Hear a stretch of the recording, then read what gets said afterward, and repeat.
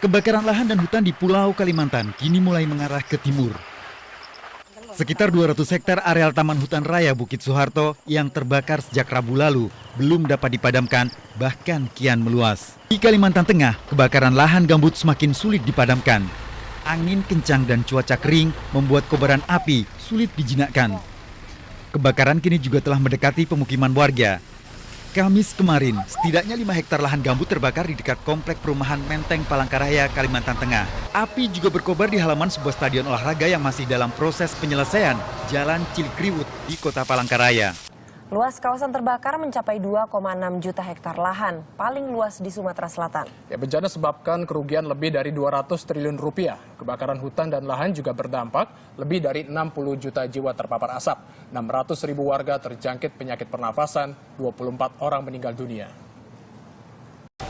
Presiden Joko Widodo berharap pada tahun 2015 ini tidak ada lagi kebakaran hutan dan lahan di wilayah Indonesia. Hal tersebut disampaikan Presiden saat mengunjungi posko pemadam kebakaran hutan dan lahan Manggala Agni, Departemen Lingkungan Hidup dan Kehutanan di Kecamatan Rasaujaya, Kabupaten Kuburaya, Kalimantan Barat. Assalamualaikum warahmatullahi wabarakatuh. Perkenalkan, nama saya Rizky Molizar, mahasiswa Ilmu Pemerintahan, Fakultas Ilmu Sosial dan Ilmu Politik, Universitas Syahkuala. Di video ini saya ingin menganalisis dan memberi pendapat saya mengenai pelanggaran konstitusi yang dilakukan oleh pemerintah. Pada tahun 2015, pemerintah menjadi institusi pelanggar terbanyak berdasarkan data Pusako, Pusat Studi Konstitusi. Dari 387 pelanggaran konstitusi, 214 yang dilakukan oleh pemerintah. Pelanggaran yang dilakukan oleh pemerintah berbentuk kebijakan atau tindakan dari pejabat atau lembaga eksekutif yang dipimpin oleh Presiden beserta para menterinya. Pelanggaran terbanyak yang dilakukan oleh pemerintah terhadap Pasal 28H Undang-Undang Dasar 1945. Selanjutnya, untuk jumlah kasus sebanyak 64 kasus, terutama dalam Pasal 28H ayat 1 yang berbunyi, setiap orang berhak hidup sejahtera lahir dan batin, bertempat tinggal, mendapatkan lingkungan hidup yang baik dan sehat, serta berhak memperoleh pelayanan kesehatan. Seperti kasus asap akibat hutan dan lahan memakan korban jiwa yang terjadi pada tahun 2015. Pemerintah bertanggung jawab memberikan suasana kehidupan yang layak bagi masyarakat.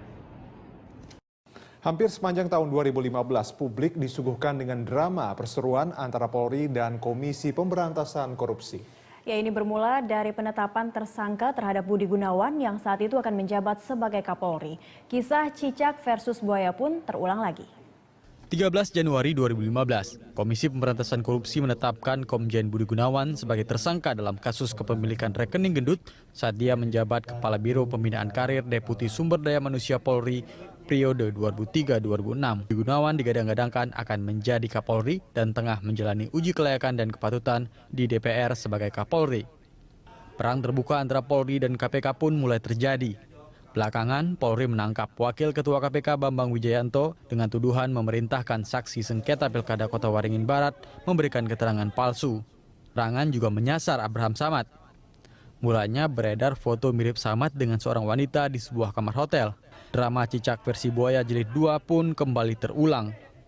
Aksi unjuk rasa menolak pencalonan Budi Gunawan pun bergulir di mana-mana. Untuk mengakhiri konflik, Jokowi juga membatalkan pelantikan Komjen Budi Gunawan sebagai Kapolri. Kemudian di tahun yang sama, lembaga legislatif seperti DPR dan DPD juga melakukan pelanggaran konstitusi sebanyak 40 kasus. Salah satu pelanggaran konstitusi bidang hukum dan politik, sikap DPD dalam menanggapi kisruh KPK dan Polri yang memihak pada salah satu lembaga tertentu.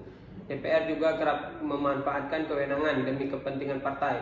Hal itu terlihat jelas dari sikap DPR yang menggunakan hak angketnya pada kisruh partai politik tertentu.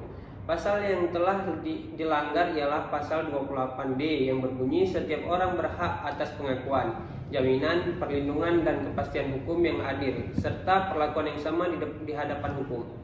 Pada Pasal 20A yang isinya kurang lebih menyebutkan DPR memiliki fungsi legislasi, anggaran, dan pengawasan. Di sini terjadi pelanggaran 3 fungsi legislatif sebanyak 10 kasus. Dari pelanggaran tersebut sehingga berdampak terhadap berbagai bidang kehidupan, terutama pada bidang hukum dan politik. Mungkin hanya sekian analisis dan pendapat pribadi saya. Video ini saya buat untuk memenuhi tugas mata kuliah studi konstitusi. Saya berharap ada masukan kritik, saran dan untuk membangun lebih baik ke depannya. Kalau ada salah-salah kata dan data, saya mohon maaf. Assalamualaikum warahmatullahi wabarakatuh.